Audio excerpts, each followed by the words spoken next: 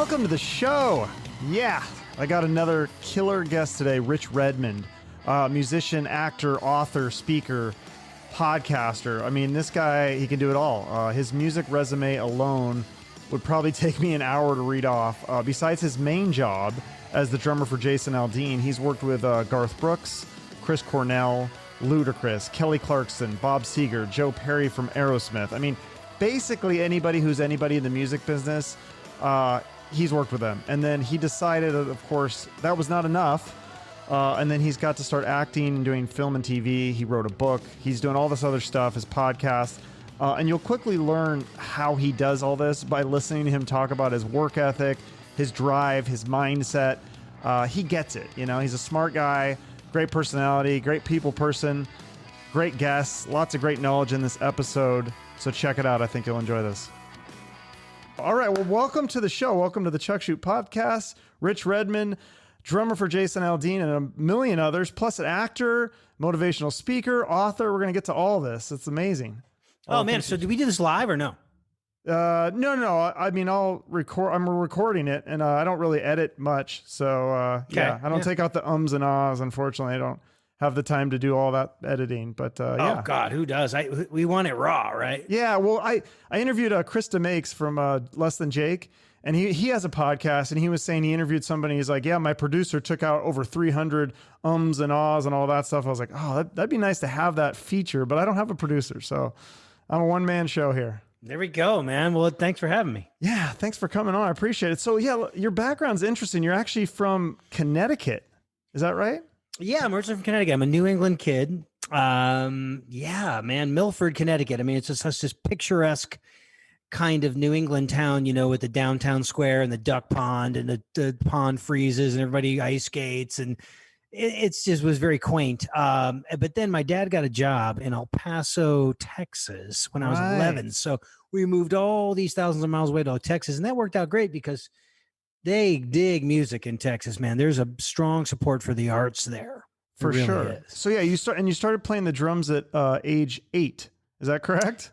That's young. It could have been, you know, I remember seeing method books with my teacher scribbling assignments from 1976. So I could have been 6, 7, 8 years old, you know, and that was when dinosaurs roamed the earth, man. That was about 44 years ago. So yeah. But so it was, you were like, grew up in the MTV era. You had a crush on Martha Quinn and you, who didn't? Yeah. Right. And so you love the Police. Was it synchronicity? Was that the kind of the thing that changed your life? Yeah. I mean, I was digging on music and was hitting everything in sight, and I had my little blue sparkle snare drum. But when that synchronicity record dropped, I mean, that was the catalyst. And then, you know, the Smoking Angel on the cover of 1984, Van Halen, I was like, this is what I'm going to do, man. And I never looked back. And, you know. Yeah. So tell me, and that's so sad about Eddie Van Halen. Obviously, he just passed away recently. Do you have any memories? Did you ever get to meet Eddie Van Halen or the band? Or no, I never got to meet those guys. I saw them play out on Hollywood Boulevard when Jimmy Kimmel had them out there a couple of years back, and Dave got a bloody nose and all that kind of stuff. I was like 20 feet from the stage. Yeah. Oh, really? Just because of your music business connections, you were. Well, it was just like an open call to the people of Los Angeles, you know, to swarm the streets of Hollywood Boulevard, and they filmed it out there. Because I've played Kimmel a million times. The El Capitan Theater there is great. There's like a great room inside, and then occasionally he'll have bands out back by Hollywood High School, you know. Oh, and then but this was a big event. This was like out front, and the streets were all blocked off and everything. Yeah. But also we did in Nashville, we have this beautiful music community and this amazing drumming community. We have this thing called, there's this thing where we do a tribute to drummers twice a year. And so we've done a tribute to like, oh my God, Pat Torby from Mr. Big and Porcaro and Bonham and everyone. Right. Mm-hmm. And we did a big tribute to Alex Van Halen, and his tech showed up with the exact one of Alex's kits. So all of the drummers in Nashville, like the 25 top drummers, got to play on Alex's kit. It was pretty amazing. So, and you got to play at that one then? That was awesome. Yeah, I did I'll Wait. Oh, nice. Very cool. You know, all that stuff with the rototoms. So Police, Van Halen, and were you into like the hair metal and stuff? Like I was a big hair metal fan. Yeah, I mean, I was going through it. I mean, I was a product of MTV at the time. I didn't do it. I didn't stuff the potato in my pants and wear the spandex and grow my hair out or anything. I was kind of late to the party. I Okay. enjoyed it. But what I was doing at the time, I'm like an overeducated rock drummer. So like I was transcribing Motley Crue records and Van Halen records and like, reading the stuff, which kind of helped me later on because, doing the session work I do, a lot of times you're meeting the client or the artist for the first time at 9 a.m. And by 2 p.m. they've got 5 songs, and that's the speed that we're operating at in Nashville, So, cause you have to write it down, when you play, you don't just play by ear or? No, I most of your good session players are going to have some sort of a cheat chart system where you can kind of outline the guts of a song, intro, first verse, pre-chorus, chorus, turnaround, second verse. So you can kind of see the guts of the song, mostly the anatomy of the song, because when there's money on the line, as we know in the music business, you got to get that track, man. Yeah, for sure. So you went to Texas Tech that was your first. You went to 2 colleges, but that was your first school. Or were you a football fan? Like, were you a Mike Leach fan? And do you follow that? I'd love to say that I would love to say that I'm a massive sports fan, and that's like my passion because it's such an amazing icebreaker at parties. And even if there's like language barriers, you'd be like, "Did you see the game last night?" Right. But I was just so involved with my music. That's so interesting. There's a lot of music people I talk to that they are so into the music that they don't care about sports at all. I'm like, that's really impressive. I was at these football games, for 8 years in the marching band. In the marching band, I would just be like, daydreaming about what I was going to do. Like I was going to move to a big city and make it in music, Yeah. Yeah. So then tell me about North Texas University. I didn't realize that it was such a big music school. I heard you say something about, they're the only college that has a professional jazz band, or what is it? Did I get that right? Oh yeah. It was the 1 O'Clock Lab Band. It is a professional touring ensemble, and it's been that way for like a good 30, 35 years. If not longer. But it was one of the first schools to offer a degree in jazz, which is actually kind of like getting a degree in philosophy. It's like really, it's not worth much unless you put it to use, right? Yeah. And you go out there and you make your mark in the world. But that experience I got at that school of like playing, music from the 1950s, bebop jazz. And then we did a record called Live in Portugal in 1994. And we basically showcased all the jazz music from 1917 to 1994. So I was responsible for learning that whole evolution of music. So it was really great. So like, Bissonette in LA is this big session drummer, and he went there. Greg Bissonette? I feel like I know that Greg name. Bissonette played with David Lee Roth. Okay, yeah, that must be how Ringo. I know that name. Yeah, yeah. There's so many of those guys. So yeah, Jason Sutter, played with Manson, buddy of mine. He went to North Texas State. Jim Riley, this good buddy of mine that been playing for 20 years with this country pop band called the Rascal Flats. Yeah, definitely. So then you had a master's in music, and it sounded like you were kind of bouncing all over the place. You did all these, played in all these different kinds of bands, but you were doing all these. Is this when you were doing all the side jobs like waiting tables and parking cars and all this? Yeah, when I was in Dallas, I was doing pretty good. While I was getting my master's, I was playing in fusion bands and smooth jazz bands and R&B horn bands, and I had original rock bands, and then I would play percussion in some people's bands. And I was in this Killer Top 40 band, and I was playing on Texas Lottery and AT&T jingles and teaching, just doing everything you can, to kind of get more experience. I think I turned 26 years old, and I just started asking around hey, who needs a drummer? And I had my sights set on Los Angeles, and then I ended up just getting opportunities in Nashville, and I've been there 24 years. And so when I moved to Nashville, moved there on a Tuesday, got my first gig playing drums on a Saturday, but still had to park cars, wait tables, substitute teach. It was a grind, man. So was it because you auditioned for Trisha Yearwood, and she said, "Oh, you don't live in Nashville," so that was kind of the clue to go, "Oh, maybe I need to move to Nashville," right? Yeah, Trisha Yearwood, Dina Carter, and Barbara Mandrell. So an up and coming star, a brand new on the scene star, and then an iconic figure in that world, Barbara Mandrell. I got to go do those auditions and meet some incredible musicians, and I was just like, hey, as much as I love the palm trees and sunshine and the music that's coming from Los Angeles, there's all these people in Nashville that are digging my drumming. So I gave my band 2 weeks notice in Dallas, and I just read the signs from the universe. Yeah. So is it true you played in 27 different bands while you were in Nashville? Yeah. In 1999, I played in 27 at the same time. Bands. The same time, and there wasn't a single Wow. There wasn't That's got to be a record or something, right? Or is that common?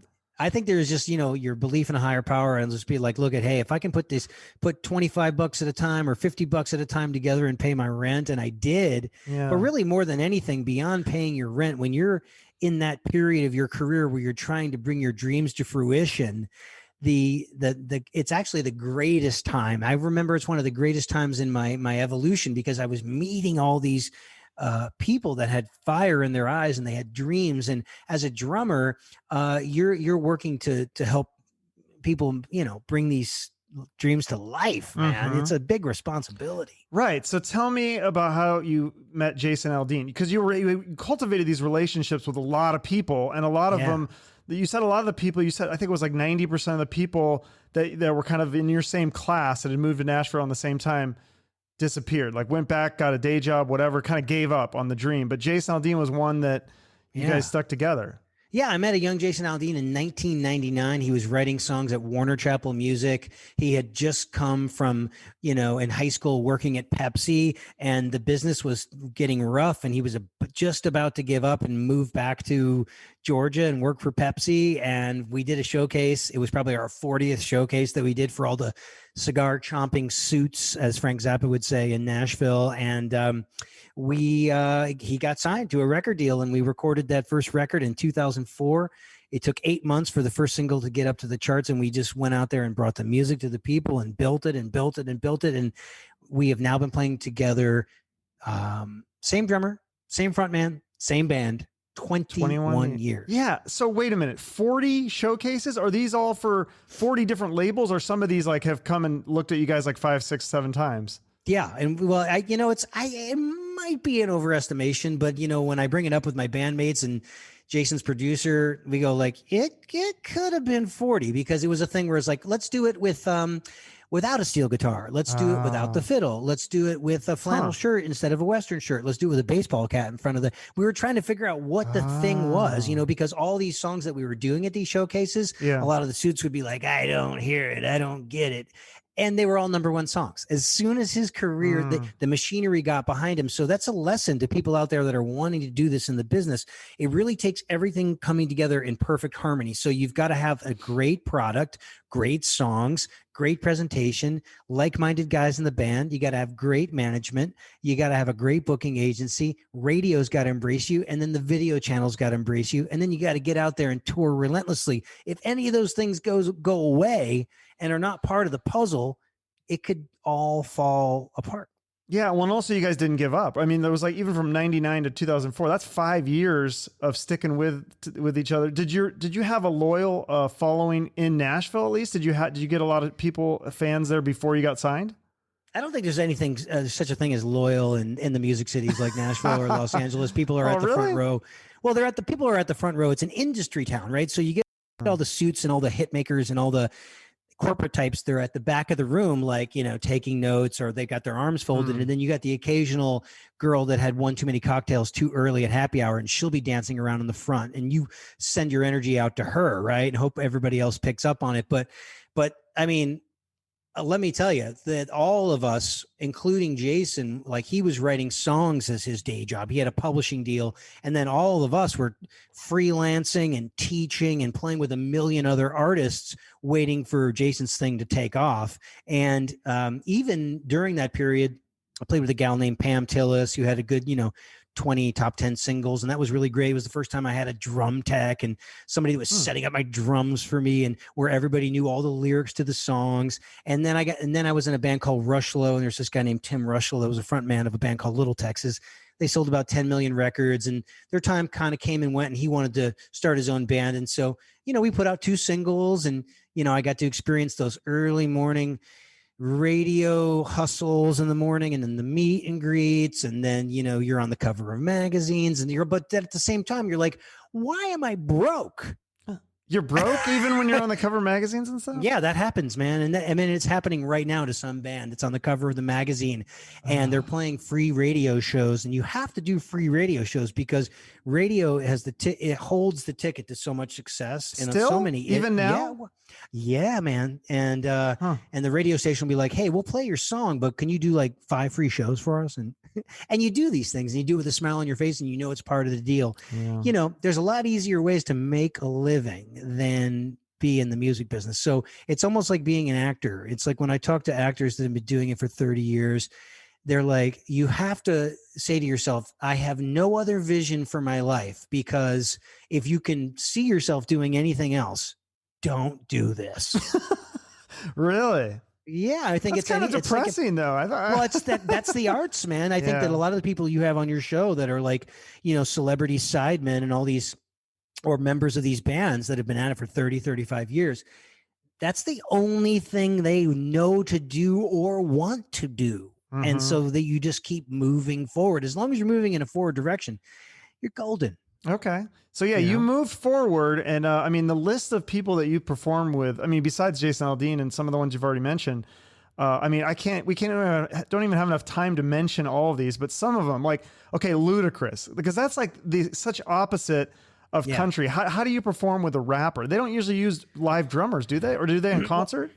Well, a lot, you know, what's funny is that everything I talk about, you know, is like I have this, you know, kind of system for success and personal development I call CRASH. It stands for commitment, relationships, attitude, skill, and hunger. So relationships are the big one in life. And through my relationship with Jason and his very ultra supportive team, I've come in contact and gotten to work with people like your Garth Brookses and your Kelly Clarksons and your Ludacris's and your Bob Segers and your Bryan Adams. Those were all like television shows or massive concert appearances or concert appearances that were filmed for television shows, you know. But sometimes that kind of stuff is more stressful and high preparation, high stress, I would say, than, you know, touring with Ludacris, because you only got one chance to play the Grammys or the Grammy.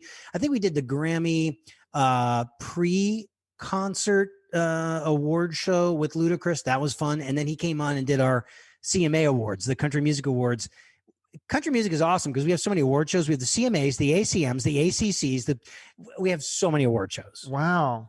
Yeah. And so Ludacris, and talk about Kelly Clarkson. Did you have a lot of interaction when you performed with her? She's super cool, man. We had a crossover #1 like country pop hit. So it charted on pop and rock stations and country stations, and we got to play the Grammys. And so she got to come up and sing with us. And sometimes there was a string section, and she's just right in front of you, like 3 feet in front of my hi-hat, and she's just belting flawlessly. I mean, she is a talent. Yeah, no, that's crazy. Wow. And then Chris Cornell.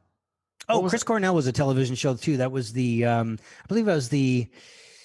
think it was the ACMs, and we got to play with him. God rest his soul. What a talent at the Schermerhorn Symphony Center in Nashville, which is like this beautiful acoustically perfect venue. And, you know, they bring in a band like boom, whack, you know, electric guitars. But that was awesome to get to hear, you know, Chris in my in-ear monitors. It sounds like a lion roaring, you know, it's pretty special. Those kind of talents only come along every 10, 20 years, you know? Yeah. Do you get same to with Eddie? Yeah. When you meet with these guys, when you play with these guys, do you get to like shake their hand and talk to them a little bit? Okay. Like, so Joe Perry, were you a fan of his? I mean, Aerosmith. Totally. Yeah. So which one was that? Like, did you do a live performance with him too? Yeah, we did an award show, and he came on and played a guitar solo on this kind of a song, like our version of our Jagged Little Pill. Atlantis had that big, you know, record that had 5 number ones. Well, our version of that was a record called My Kind of Party. We had 5 number 1 songs on it,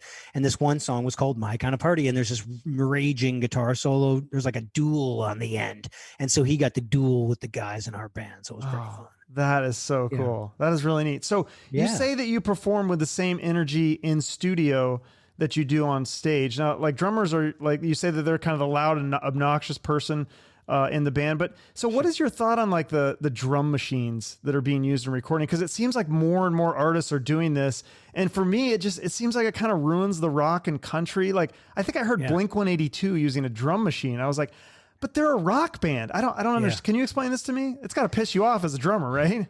Well, no, you just got to embrace this stuff. It's like when the Lynn drum machine came out. You know, a perfect example of the programming on a Lynn drum machine would be Tina Turner's "What's Love Got to Do with It," right? That was just a Lynn drum machine. Roger Lynn. I'm so happy I got to meet the guy. Genius. And so all these drummers were like, oh, this is going to put us out of business. Yeah. And then there was the Syndromes and then the Simmons.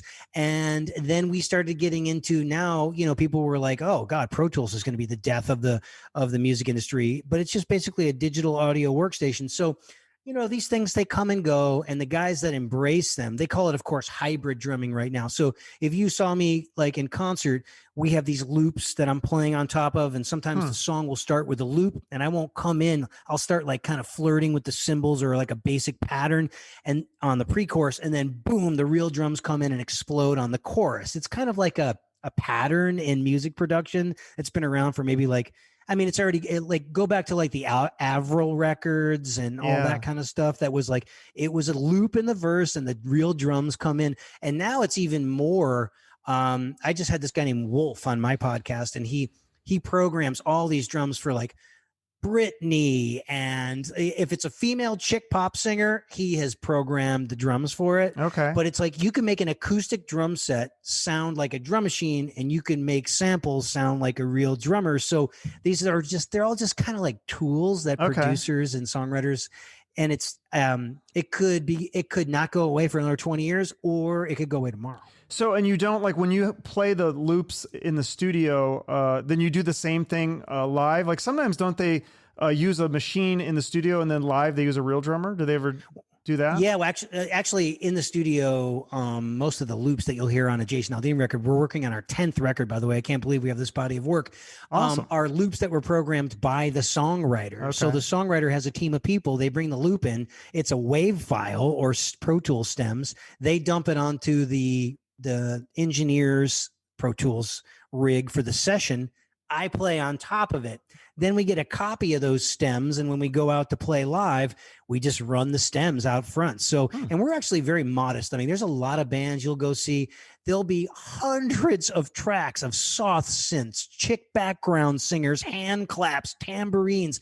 I mean, basically the only thing that we have in the box are the little drum loops that I play on top of, and everything else is live. Just a rock band with a dude with a cowboy hat. Awesome. Which is really refreshing. Yeah, absolutely. Who are your favorite drummers out there that are playing right now? Well, I have to go back historically, and I say, if you're not a fan of the band, so the bands are the Rolling Stones, the Beatles, the Who, and the Led Zeppelin. Okay, so those are your the bands. And so if you're not into, Charlie Watts and Bonham and Ringo and Keith Moon, that's the Mount Rushmore. So you start there, right? Mm-hmm. And then the baton is passed to guys like, I loved session drummers like Hal Blaine and Russ Kunkel and Jeff Porcaro and John Robinson and Kenny Aronoff. And so for me, I'm always on the watch. I'm always looking for kids on Instagram. I always go out and I watch the drummer in the opening act, because that kid is usually like somewhere between 18 and 26 years old. And I remember when I had, some broken down gear because I couldn't afford anything. And I had that fire in my belly and I had something to prove. And so I go out and I just kind of soak up that juju from that kid, Yeah. But me, I just celebrated my 50th birthday, went out to Joshua Tree and walked around naked and banged a drum and looked at the stars like Matthew McConaughey. It was incredible. But like I revisit a lot of the old stuff. I like the Nigel Olsson with Elton John because he knows how to play a beautiful ballad. I like Liberty DeVito, 30 years with Billy Joel, because he knows how to play the song. I loved Kenny Aronoff, 17 years with Mellencamp, because, he knew he was a showman. So, we're kind of like we're snowflakes, we're all unique. We're all of us are completely unique, and we're the sum of the parts of all of our inspiration and all of our ingredients. So I just steal ingredients from people. And now at 50, I'm kind of like, some people might laugh, but it's like, I don't want to call myself an old curmudgeon. I'm more like an OG. I'm like, I don't know this happened, but like, I'm an original gangster, man. Like I've been in Nashville 24 years, and the kids that are moving there, and they're 22 years old. Yeah, they're looking up to guys like me and Jim Riley and these guys that have done it, and are like, I want to do it, and you know what I mean. Mm-hmm. And I did that same thing, and it's just this kind of rite of passage. Absolutely. No, that's really, yeah. I had one of my first episodes, this kid, Eddie Eberly, he just moved to Nashville. You should keep an eye out for him. Eddie and the Getaway, his drummer, Christian, he's insane, but he's a really good drummer. Have you ever seen Zoltan Chaney perform? Oh yeah. Zoltan and I are well, I would say we're friends. I have his cell phone. I'll get text from him like once every 2 years. Yeah, that's cool. Yeah, he is an insane drummer to watch. Like just the way he bounces around and jumps off, and I mean, it's crazy. I love to watch. I think that him. if he embraced YouTube more, he could literally have millions of followers on YouTube. I think so too. Yeah. So besides drummers, you say that there's a lot of famous people that come to your concerts and hang out backstage, like famous athletes and stuff. What podcast did you listen to get all this stuff? Several, actually. Okay, you're the man. You do the research. Oh yeah. Yeah. There's always a lot of athletes because the guys in my band love the Braves, the Atlanta Braves. They love the Boston Red Sox. So over the years, there's a lot of relationships that have been cultivated backstage, and those guys are at a lot of shows. And then, of course, if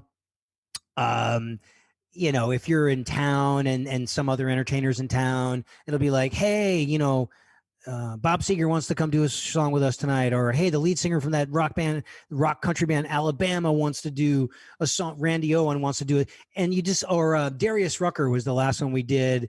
We were doing a double concert with Hootie, and so Darius, nice. Transitioned into a very viable country career. Oh and yeah, they were like, he wants to come out and do a song with you guys, and so we did. It was great. That's awesome. So, I mean, all these highs, so many great things, but I have to bring this up. There's some tragedy too, right? 2017, you were actually performing with Jason Aldean in Vegas during this horrible mass shooting. I mean, you got to tell me about this. You had to jump behind like a road case, which is made of wood. So that didn't really do much. Then you safely got off to the crew bus, but do you have any sort of PTSD from that? Or were you just too removed from the incident? I mean, did you hear bullets being fired and stuff, or? Well, it's not something I usually like to talk about very much, but I mean, I usually will just go to my statement that is, yes, it was a massively horrendous, unforgettable night in human history. And the fact that everybody in my organization is okay is like a blessing from, your higher power, your version of a higher power. My God, he looked out for us, because it's basically this. It's just a way of learning that my work on earth is not done. I've got more things to do, and I want to affect people in a positive way and change their lives. And I know I can do that through entertainment. I know I can do that through education. So that's what I do every day with a smile on my face, is get up and try to, through my music, through my talents, try to affect people in a positive way. But I'll tell you, going back to Vegas last year, we did a residency 3 nights. Some of the guys from Aerosmith came out. That's a situation where you're in one of these kind of you're one of the entertainment capitals of the world. So, Jason Aldean's coming back to play for the first time, doing a residency at the MGM. There was a lot of folks backstage, but a lot of times I don't, take the time to I'll nod my head because I know there's celebrities I'm on my own. I got my own schedule. I got to warm up. I got to get my brain in the right place, because let's face it, the drummer's got a massive responsibility. We're in charge of the energy, the dynamics, the time, the groove. Yeah. Oh man, we're responsible for so much. Yeah. So shortly after that, you guys did SNL. I had Robin Wilson from the Gin Blossoms on, and he had this amazing story. That he smoked weed with Phil Hartman. It's so great. Did you have any crazy stories like that, or any interactions with the cast on SNL? I did. I got to interact with the whole cast, and as a matter of fact, I mean, I would say this, that everybody in my band and organization would never want to play Saturday Night Live due to those circumstances. We never pictured it would be those circumstances, but I know that it was, America needed some healing, and there was this beautiful cold opening, and we at the same time got to tip our hat and pay tribute to Tom Petty. It's a lot of pressure. You're 2 feet from this house band that's been together forever. All of America is watching. And it was a thing where it was a combination of pride and guilt and you're happy and you're upset and you're scared at the same time. And there's every hair on your bodies. But at the end of the show, of course, we got to mingle a little bit with Lorne Michaels, who's a comedy legend who created the show before the show. And then after the show, the saxophone player is playing his solo. the beautiful iconic solo, the confetti is dropping, and all the musicians and actors are mingling, and that kind of brought some tears to my eyes, man. And I got to, shake hands with, this is pre-COVID, man, so I got to shake hands and hug a lot of those cast members. And my bass player, I remember my bass player Tully, who I've been playing with for 21 years. We had a tear in our eye. We were hugging each other, and it was a very special night, man. That's very neat. So I had another question about music for you. So you actually wrote some songs, 3 #1 hits for this band called the Wolf Brothers. How do you write songs? Because I know this might sound a dumb question coming from not a musician, but do you write on the drums, or do you write with a guitar or a keyboard, or? Well, I love that you're not a musician and you're so fearless. You're like, I'm going to interview Eddie Trunk. I'm just going to be totally. Because I don't think Eddie Trunk plays a musical instrument. No. I took guitar lessons for 2 years. I sucked. I was like, okay, I got to, you know your lane, I guess. And so I was like, my guitar teacher he'd pick up my guitar, and I was like, wait, my guitar can actually make those sounds? How did you do that? Like I'm so fascinated by people with talent. I wish I had some, but I love music. So, well, this is your talent because you got the gift of gab. I'm trying. Yeah, man. So, what were we talking about? Oh yeah, writing songs. So writing the songs. Do you write it on the drum, or do you play other instruments? Or? Well, so my master's was in, classical percussion and music education. So like I had to learn how to play like hot cross buns on every instrument. So, on the violin, and the oboe and the clarinet, just so you can get in front of an 8th grade band. And if you wanted to, teach, okay, right. So, I have a musical mind, and I know how to express myself musically. I can clunk away on the piano. But what I do is I'm great in the room. I got the great room skills. I can get together with somebody who's a great singer, maybe a great Pro Tools engineer, and maybe somebody else that plays a mean guitar. And I come in with like my African hand drum and my rhyming thesaurus, and I'll have like a story, or I'll have a title, or I'll have a feel, or have a tempo. And then before you know it, I'm jumping in on the lyrics. Okay. And then I've produced 3 #1 songs. And so I think drummers are really good at seeing the big picture musically, because we're behind everything all the time, and we can see the big. So somebody like a Butch Vig, who produced Nirvana in the early days. I mean, the drummers are big picture guys. Stan Lynch, the drummer from Tom Petty and Heartbreakers, good friend of mine. He produces all the Don Henley records. So you don't necessarily have to be a fantastic songwriter. Of course, that's a fantasy of mine, just to be able to, be really good with 3 chords, so good, and then put it together with like an angelic voice, and then just jump into a 1970s style van and go play troubadour shows all over the country. But I'm 50, man. I don't think it's going to happen. I'm busy playing the drums and doing other things. So, but I love, celebrating and collaborating in a room with like-minded people. That's very cool. So let's talk about some of the other things you're doing. You're doing acting, and this is what I love. Your inspiration was John Ritter on Three's Company. I love Three's Company. I love John Ritter. I love that show as a kid. Come on, Chuck. Yeah. What other acting influences do you have, though? Well, I mean, my thing is that I'm a student of humanity. I love people. I've never met a stranger. I'll probably kiss you on the cheek before I shake your hand, and I love hugging people. And that's got to be rough for you then right now, right? With COVID. It's so tough, man. I miss my people. Yeah. But no, that was, I always put that as my first influence, because I just always thought it was just such a, not only John Ritter and his talent and the way he could land the jokes and the physical comedy, but just the ridiculousness of the plots and the sitcom platform where you have 22 minutes to present a problem, solve a problem, 8 minutes for commercials, and it's just nice and tidy. And so then that went into like, of course, your King of Queenses and all these Mike and Molly's. I celebrate all the Chuck Lorre shows. I mean, they're just great. So now here's the question: are you more of a Mr. Roper fan or Mr. Furley? Oh, I liked Furley. Yes, me too. Yeah, see, me too. I've had this argument with people. I'm like, no, Furley was so like the way Don Knotts would do those faces with the eyeballs. I mean, I would laugh my ass off. But, and then they would break the fourth wall and look right into the camera. Right. Like, did you get the joke?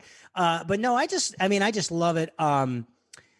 If in our acting classes, you also have to study the business of acting, right? Sure. So this is good for anybody. And I think anybody out there, no matter if you're a soccer mom or if you're a business person or if you're a musician, you need to have some sort of an elevator pitch. So when you're in an elevator and someone says, what do you do?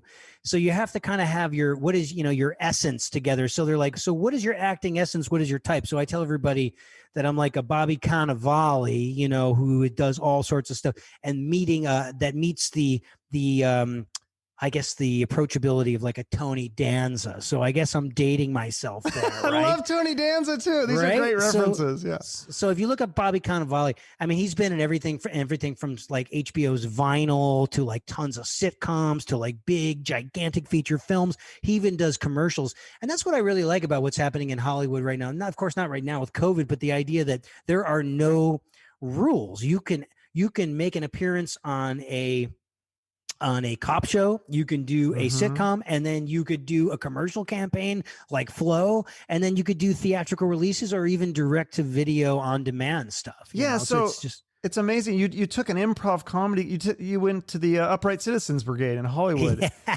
So tell me, that's got to be hard to. Do you think of yourself as a pretty funny? You're pretty funny in this interview, even. But that's thanks. hard to make people laugh, isn't it? Well, I think some people have more of a predilection or something, or an essence that allows them to be funny on command. Now, the whole thing with improv, anybody can benefit from taking an improv comedy class. Right. And you can even just take comedy out of the the phrase, because of course it's a bonus if you can make people laugh. But the whole idea of improv is that somebody stands up in the theater, the cast comes out, right? They take a bow, and someone says, can we get a word? And someone says, octopus. And then another person says, one more word, Friday night. And then the next thing you know, boom, that cast is creating scenarios on the spot that involves Friday nights and octopuses. Like, do you feel like your brain has to do you have to naturally have that quick wit, or do you kind of develop it like a muscle as the more? You have to develop it. And the only way to do it is to walk the tightrope and to get out there and do it. Yeah. And it's, and you don't want to let your fellow actor down, right? You have to be there for them. So it's almost like being a drummer in a band where you're providing this massive support. I haven't taken an improv class since, but my thing is I'm fearless about it. Yeah, I love but I'm also trying to get more just clearer with what I want to go after is, I have my own podcast, the Rich Redmond Show. We got like 78 episodes. The idea with that is to grow it, sell it, get really high quality ads. And then it's a platform for people to see that I'm a quick-witted host. Yeah. And I'd like to be more doing hosting on a high level. You'd be really good at that. So I noticed with your acting career, you did a lot of short films. And I always wondered that, because I remember with the Oscars, they'd always said best short film. And I'm like, yeah, how do people see these short films? Is it mostly at film festivals? Do they mostly make these for the art and the practice? They're not profitable, right? They're not profitable at all. You usually spend money making short films, right? Okay. But I just did a lot of that stuff where you say yes to everything. Sure, yeah, they're good practice for you, right? Yeah, and then before you know it, just through just through relationships, I was able to get a couple of jobs, and you got your SAG card, right? Got my SAG card, and so now I'm in this position where I'm like, actually 5 years ago, people were still going into the rooms to audition, where you go in front of a casting director, and the casting director's next. Okay, whenever you're ready. And then thank you. And you go in and you do the whole thing. Now we doing these self-tapes. So you have to have a blank background. You got to have your ring light. You got to have a little lapel mic. And then you have a reader, and the reader's my girlfriend. And I go, I'm going to audition for the part of the Native American guy in this werewolf movie. And she's going, and you want me to be the reader, right? And I go, yes. And so she reads off camera and plays the parts. And then you send this thing in, and this is how it's done now. But didn't you also audition for some big soap opera, right? Where for the part of Alejandro, and you got to go on the Warner Brothers backlot and all this? Oh my God. Yeah. CBS. Yeah. CBS. Yeah. Was that pretty cool? Young and the Restless. Well, here's the deal. That's a big set. A lot of actors are short dudes. So, you got Stallone and these dudes. They're short, man. Yeah. This guy Tom and this Cruise. Character, they wanted to be 5'11", and I'm 5'7.5" on a good day. Oh. So I put these actor shoes on that had heightening in them, and that's it got like me a Seinfeld episode. What? It got me up to 5'9". Okay. But I still wasn't tall enough. Oh, so that's why you didn't. It wasn't the acting ability; it had nothing to do with it, huh? Well, I don't know. When you get the job, when the phone call comes in and they're sending a contract over, and some casting directors are super sweet, and other casting directors are not friendly. This person was a very friendly, Oh, actor friendly casting director, and she was like, "Thank you so much. It was great. I liked it. Thanks for coming in." And at least it just gives you the motivation to stay on track, just like in drumming, just like in music, just like in songwriting, just like in when you're trying to get your band off the ground and get an audience together. yeah. Well, so you ended up getting a couple of features, a movie, All Light Will End, another one, Reawaken. So, I mean, you're on track with that, right? It's going. Hey, man, I'm in the game, and it's part of my creative diet. Yeah, yeah. So and let's talk about your general success. You're like, because you do the motivational speaking, so you talk about some of this stuff in that motivational speaking, right? About how it's about your music it's a people business. It's a lot of handshakes and making relationships. You kind of mentioned that already, but that was a big secret to your success. You say there's a lot of people that really talented musicians, but if they hang out in the basement and they don't go out and meet people, they're never going to make it, right? Yeah, don't be afraid to let the world know you exist, because there is so much noise with new media and social media and the way we live our lives that you literally kind of have to shout from a mountaintop and let people know that you exist. And if somebody gives you an opportunity and they crack the door open, it's your job to kick that sucker open, make that person look good, and do a really, really good job. So whenever anyone gave me an opportunity, or if I created an opportunity for myself, I always tried to play like it was the last time I was ever going to be on my instrument, and people are watching and people are listening. So even if you just play for 5 people at the coffee house, someone could be recording that. They load it up to YouTube, and guess what? Now you're a session musician, and that thing exists forever. So you can never mail in anything. You've got to kick ass constantly and consistently. Well, and you just kept going, and this is cool. Like, because some of my friends kind of give me shit about this, but I love like Tony Robbins and all these self-help books, Napoleon Hill, Zig Ziglar. But I also heard that, is this true? You watched the movie The Secret, which is a 90-minute movie. It's about, this kind of stuff, like asking the universe for what you want. And I've seen it's a good movie. Did you really watch this every day? I watched it every day for a month. And then I rebought it recently on audio book. On Audible. And it's just, all that stuff is good because it reinforces the positivity, because let's face it, people that are enthusiastic and have positive attitudes, they're more successful. They live longer, they're healthier, they make more money, they have more friends. So I don't understand why people always decide to be negative Nellies. I just and there's so much negativity in our world, on social media, on the news, on TV, with friends, and how do you avoid all that? I've avoided it my entire life until the last 6 months, and for some reason in the last 6 months I've watched more news than I ever have in my entire life. My only complaint is I don't know what is correct. I don't know what information is correct, depending on what news source you're, when this thing calms down, I'm probably going to go back to being blissfully ignorant and just being in my craft and controlling the things I can control, which is my practice, my focus, my business goals, connecting with people, moving the ball down the field, Yeah. So you said that also, like, because that's something I talk to a lot of people about. If you get success, then you start to get trolls or haters. And you said that if you have haters and enemies, that you're on track, that you're doing the right thing. And so that's a good thing? Oh, yeah. Haters are, if you're on track, if you have haters. And then, are you talking about people on the internet or in real life? Are these like people that you've worked with and stuff that hate you, or are you talking about just like trolls? You work? Well, you got there are you can have to be able to please everyone. You got to go out there and do what you want to do with your life, and along the way, people are going to disagree with you, or they're going to be jealous. There's a lot of jealousy and there's really no reason for it. I mean, you could have anything you want in your life. There's no reason to feed the green-eyed monster, as Shakespeare would say, with jealousy. It's just a massive waste of time. And if you find yourself going down that road, of course, it's so easy now for people to create a fake avatar on social media or a fake YouTube page, so they can just go around tearing people down. And if they spent all the time that they did tearing people down actually working on their craft or getting good at something, they would be much more productive. But I mean, not everybody's going to enjoy my brand of drumming. I have chops, but I actually spent the last 20 years keeping them in my back pocket. And that's how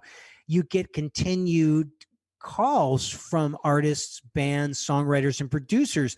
They don't want to hear a bunch of licks. They want you to play the song and stay out of the way. Right. Yeah. And so that's really where what separates a lot of the men from the boys is that discipline and that control. So yeah, sure, you can express yourself on your instrument with a bunch of fast notes, but if you can control that and know the time and place and know what to play that's appropriate. I mean, I'm reading the Jeff Porcaro book. There's the great session drummer that was in this band called Toto that left an indelible mark on the music scene of the 70s, 80s, and 90s. And he died at so prematurely at 38 years old. This guy had chops for days, but he would go in and just be able to play, for 3.5 minutes with passion and control and conviction and make it feel incredible. And that's what people want with music. They want to feel something. They want to be moved. They want to dance. They want to be inspired in some way, right? Otherwise, Absolutely. if you're just playing a lot of licks, it's about you, and that comes off as selfish. If you're playing an instrument, you got to make it about the rest of the guys in the band or the person singing the song. And how do you do that? What I like to do is I pretend I'm singing the song. I pretend I'm Don Henley. I pretend I'm Jason Aldean. Interesting. Here's a great, interesting thing for you. Don Henley never played a drum fill when he was singing. He played drum fills in between when he was taking a breath so he could sing the next phrase. He never stepped on his own vocal. That's so like interesting. I literally will do everything in my power to flirt with the vocal, to move the vocal forward, to move the story that's being told forward.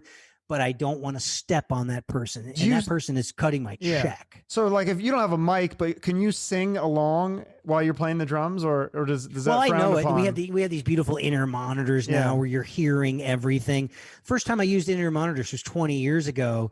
You can always tell some of the old guys that grew up playing, large venues with big monitors because they are deaf. Inner monitors have kind of like saved a couple generations of musicians now because we can actually hear everything really clearly, but we can turn things down. Oh, that's good. Yeah. Well, you say another thing about success. That people should fall in love with rejection. Like you heard no a lot, and like we said earlier, like it's not always based on talent. It's more about follow through. Like you have to find the right situation for you at the right time in your life. Like how many besides Trisha Yearwood? I mean, what other opportunities have you been rejected for? Well, there was that Trisha Yearwood audition. There was the Dina Carter audition. There was the Barbara Mill audition. I auditioned one time for Peter Frampton. That was an interesting thing. I got to play some really cool stuff there. But it's like a dear friend of mine got the job, so everybody wins. Yeah. There was also a time that I was recommended for Matchbox 20, and I got no complaints. You know why? Because I am finishing sentences with the guys that I play with, and we're so lucky to be in this rarefied air of being able to be best friends and mix business and pleasure, and year after year for 5 presidencies go out and take the music to the people and entertain people and have this gorgeous home base to hang my hat. It is so cool. Yeah, and Jason is supportive of your other like acting and your book and your motivational speaking, all your other endeavors and stuff. Yes, I mean sometimes, of course, the guys in my band are like, "Oh, what is Redmond up to now?" Right? I'm that guy. Oh, okay. But for the most part, we celebrate each other's victories. And we've done, me and Kurt and Tully, the core guitar, bass, drum thing. We have been playing together and selling ourselves as a rhythm section to like other recording artists. We would do showcases, and it's like it's just this amazing thing. And you get us all together, with Jack and Jay and Jason. And then there's this whole family of people out there. There's a road manager. There's a hospitality manager. There's a caterer. There's carpenters. There are backline techs. There's the front of house guys. There's the riggers, the monitor guys. We got a 60-man crew out there, and we're all friends. And it's just an awesome. It just sucks. You guys are all out of work right now. That's what it's like. I know. I'm hopefully July, maybe. I don't know. That's okay. who knows? Really? Is that what they're saying? July? Yeah, it's a goal. Okay. Well, Yeah. I always like to end with a charity. You had mentioned, I think it was breast cancer. Yes, the Jason Aldean organization has raised tens of millions of dollars for Susan G. Komen breast cancer research. So every year we do a concert for the cure, and we donate the entire night's proceeds to breast cancer research, and that's where the millions of dollars have come from. That's and then, of great. course, my mother is a breast cancer survivor, longtime breast cancer survivor, Patty Redmond. We love her. Today is her birthday. And so I sent her flowers. Birthday. And I work with an organization called Breast Cancer Can Stick It, which is my friend April Samuels. And she lives in Dallas, Texas. And we raise about $55,000 in one day every year for breast cancer research. Oh, that's great. Well, thank you so much for doing this. So everyone needs to check out, again, your podcast is The Rich Redmond Show, right? Yeah. And the book is CRASH, which is an acronym. You do motivational speaking, you do clinics and things with the drums, right? Teaching and stuff. And you play with Jason Aldean and a million other people, right? So hopefully you'll get back on the road soon. And that's for sure. Yeah, the book is it's a mouthful. It's called Crash Course for Success: 5 Ways to Supercharge Your Personal and Professional Life. So, I kind of want to check that out. It's right up my alley. I love those kind of success books, and so I love it. It's Tony a quick, Robbins. easy read, man. Good. It's like half biopic and half self-help. Perfect. Yeah, that's great. Well, thank you so much for doing this show. I really appreciate it. Hey, you're a great interviewer, man. Thanks for having me. All right. Bye, Rich. See you, brother. So how does Rich have so much energy? I'd love to be able to bottle that. He's just done so much with his career. He's still going, from his work with Jason Aldean to the session drum work, the acting, writing a book, his podcast. Wow. Follow him on social media to see everything he's done, or check out his website for more information. Follow me on social media. Make sure to subscribe to the podcast to keep up with these great interviews. I've got some great guests lined up. Thank you so much for listening. And remember, shoot for the moon.